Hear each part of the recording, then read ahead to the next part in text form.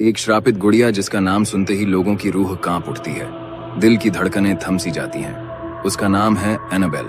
सालों तक वह एक कांच के केस में कैद रही, म्यूजियम के उस गहन अंधेरे कोने में जहां हवा भी ठंडी और भारी लगती थी और हर आने वाले को सख्त चेतावनी दी जाती थी कि इसे मत छुओ, केस मत खोलो और इसे ज्यादा देर तक मत देखो।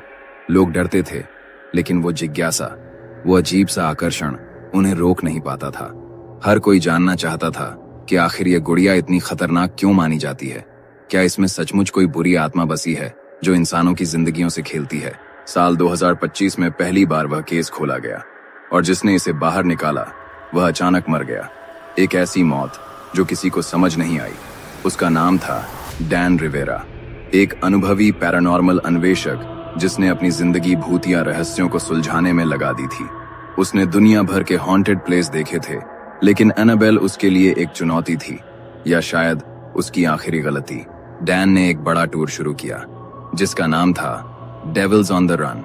इस टूर का सबसे बड़ा आकर्षण थी वही गुड़िया एनाबेल। डैन का मानना था कि वो इसे कंट्रोल कर सकता है, लेकिन क्या वो सचमुच इतना मजबूत था? टूर की शुरुआत हुई गेटिसबर्ग से, एक ऐसी जगह जहां सालों पहले खूनी युद्ध हुआ था। हजारों सैनिकों की चीखें आज भी हवा में गूंजती हैं। आज भी वहां हर दीवार और हर कोना अजीब सायों से भरा लगता है, जैसे मरे हुए लोग अभी भी घूम रहे हों इंतजार में कि कोई नया शिकार मिले। लोग उत्सुक थे क्योंकि पहली बार एनाबेल को म्यूजियम से बाहर लाया जा रहा था। गुड़िया को एक मजबूत कांच के केस में रखा गया था। मोटा कांच जो बुलेट प्रूफ था, स्टील की कुंडी जो कभी नहीं टूट सकती थी, और सामने वही चेतावनी का बोर्ड लाल अक्षरों में लिखा हुआ जैसे खून से रंगा हो। कोई भी उसके करीब जाने की हिम्मत नहीं कर सकता था।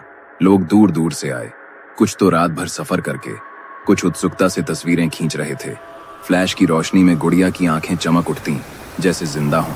कुछ डर को मजाक में बदलने की कोशिश कर रहे थे, हंसते हुए कहते कि ये तो बस एक गुड़िया है। लेकिन अचानक भीड़ में एक औरत बेहोश होकर गिर पड़ी। उसके मुंह से एक हल्की सी चीख निकली और वो जमीन पर गिर गई जैसे किसी ने उसकी आत्मा खींच ली हो। महिला के बेहोश होते ही माहौल बदल गया। हवा ठंडी हो गई, जैसे कोई अदृश्य ठंडक फैल रही हो। डैन ने भीड़ की तरफ देखा और धीमी कांपती आवाज में कहा कि एनाबेल नाखुश है, इसे यह सफर पसंद नहीं है। शायद इसे कैद से बाहर निकालना गलती थी। उसके चेहरे पर डर साफ दिखाई दे रहा था। उसकी आंखें वैसे ही चौड़ी थीं, जैसे वो कुछ ऐसा देख रहा हो जो बाकी किसी को नजर नहीं आ रहा। उस रात टूर के सदस्यों में से कुछ ने अजीब सपने देखे। एक छोटी बच्ची की हंसी जो धीरे धीरे चीख में बदल जाती। एक आदमी ने दावा किया कि उसने गुड़िया की आंखें हिलते देखी केस के अंदर से।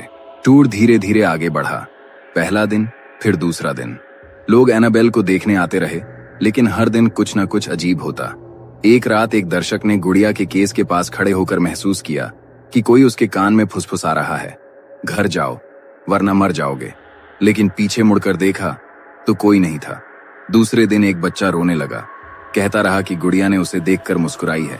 लेकिन तीसरे दिन सब कुछ बदल गया, वो दिन जो कभी नहीं भुलाया जा सकेगा। एक पुराने होटल के कमरे में डैन रिवेरा मृत पाए गए।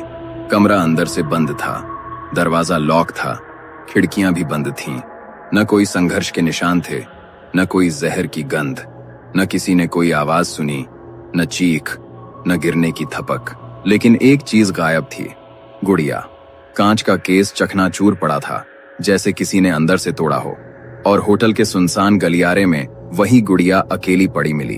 उसकी काली आंखें जैसे सीधे किसी को घूर रही हों। उसके कपड़ों पर खून के धब्बे लगे थे, लेकिन वो किसका खून था किसी को नहीं पता। उस रात का सीसीटीवी फुटेज पूरी तरह खराब हो गया। न कोई तस्वीर बची, न कोई आवाज।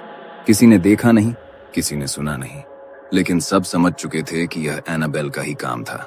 होटल के स्टाफ ने बताया कि रात में अजीब आवाजें आ रही थीं, बच्ची की हंसी और दरवाजों का खटखटाना, लेकिन उन्होंने ज्यादा ध्यान नहीं दिया। फिर पोस्टमार्टम की रिपोर्ट आई। रिपोर्ट में लिखा था कि मौत प्राकृतिक कारणों से हुई है, लेकिन डैन केवल 43 साल का था। न दिल की बीमारी, न कोई पुरानी समस्या। फिर अचानक उसकी मौत कैसे हुई? उसके चेहरे पर वो डरावना भाव जमा था, जैसे मौत आने से पहले उसने कुछ ऐसा देखा हो जो इंसान सहन नहीं कर सकता। डॉक्टरों ने कहा कि दिल का दौरा पड़ा है, लेकिन उसके दिल में कोई खराबी नहीं थी। पैरानॉर्मल समुदाय में हलचल मच गई। किसी ने कहा कि डैन ने खुद केस खोला और अपनी मौत को न्योता दिया। किसी ने कहा कि कोई दर्शक चेतावनी भूल गया और केस खोल दिया, लेकिन क्या वो इतना मूर्ख था? कुछ लोग यकीन से कह रहे थे कि गुड़िया खुद बाहर निकली है। वो कैद नहीं रह सकती, वो आजाद होना चाहती है और इसके लिए किसी की भी जान ले सकती है। टूर के दौरान एक और मौत हुई।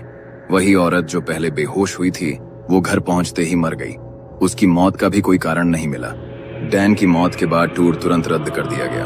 एनाबेल को वापस म्यूजियम भेज दिया गया, लेकिन रास्ते में ट्रक ड्राइवर ने बताया कि गुड़िया की आंखें हिल रही थी, जैसे वो देख रही हो, लेकिन तब तक वह दो जानें ले चुकी थी।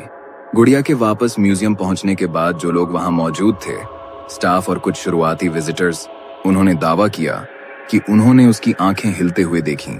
किसी के कान में फुसफुसाहट सुनाई दी, मैं वापस आऊंगी, लेकिन कमरे में कोई नहीं था। रात में म्यूजियम की लाइटें खुद ब खुद बंद हो जाती और सुबह गुड़िया की पोजीशन थोड़ी बदल जाती। कुछ दिन बाद म्यूजियम ने आधिकारिक बयान दिया कि गुड़िया वापस आ गई है और सुरक्षित है। लेकिन कुछ लोग कहने लगे कि एनाबेल अब और मजबूत हो गई है और अगली बार वो किसी को नहीं छोड़ेगी। तो सवाल ये है, क्या एनाबेल केवल एक गुड़िया है या एक श्रापित शक्ति जो कांच के अंदर कैद नहीं रह सकती? क्या वो इंतजार कर रही है कि कोई फिर से उसे छुए ताकि वो अपनी पूरी ताकत दिखा सके? क्योंकि जहां भी वह जाती है, मौत उसके साथ रहती है। अब वह गुड़िया फिर से म्यूजियम के उसी कोने में रखी है। लोग दूर से देखते हैं, दिल थाम कर। कोई तस्वीर खींच लेता है, लेकिन बाद में फोटो में अजीब सा नजर आते हैं।